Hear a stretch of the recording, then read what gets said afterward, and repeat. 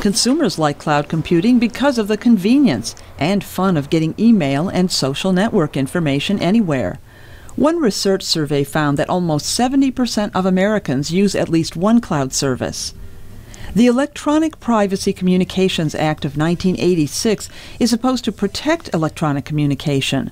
However, the law is more than 30 years old and does not cover cloud computing because it didn't exist at the time. The American Civil Liberties Union wants to make sure the cloud does not reign on people's privacy. The group is part of the Digital Due Process Coalition that is working to update online privacy laws. Jay Stanley is a privacy expert at the ACLU. We need to see the actual laws passed by Congress made much stronger. This ECPA, Electronic Communications Privacy Act, made much more stronger, brought up to date. It's completely out of date. Stanley says inconsistencies in the law have made it easier for law enforcement and government agencies to demand that service providers give them consumer data stored on cloud servers. Ryan Radia is with the Competitive Enterprise Institute in Washington. He says providers will release information without the consumer's knowledge. The more data government has, the better it can enforce crimes, but it also has some pretty significant disadvantages. First and foremost, a lot of the times the information that's being handed over to the government isn't actually information that pertains to a crime. Radia says the coalition is not trying to stop law enforcement from getting information to capture criminals or terrorists, but to give the average person the right to privacy. And so this isn't about crippling law enforcement unreasonably or making it so criminals can get away with crimes with impunity. This is about ensuring that we have a set of reasonable constraints, that we protect people's civil liberties.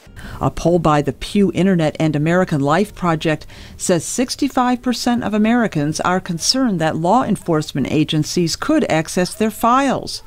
Project Director Lee Rainey says most people don't realize how vulnerable their emails are. When in fact it's going out onto someone else's servers, it's going out onto a backbone that can be monitored, and so there are ways in which the law enforcement community can capture some of these communications and analyze them. Some internet companies are worried that concerns about privacy could hold back the growth of cloud computing.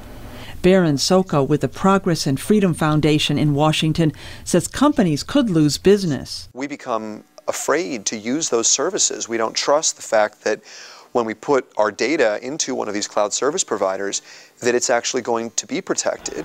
Critics say that emails and other information sent through cloud providers are no longer private anyway, just by virtue of being on the web. But members of the Digital Due Process Coalition say sending an email should be no different from mailing a letter. That is protected by law from being opened. So far, there is no pending legislation to update the Electronic Privacy Communications Act. But members of the coalition are holding discussions with lawmakers on possible changes to the bill. Deborah Block, VOA News, Washington.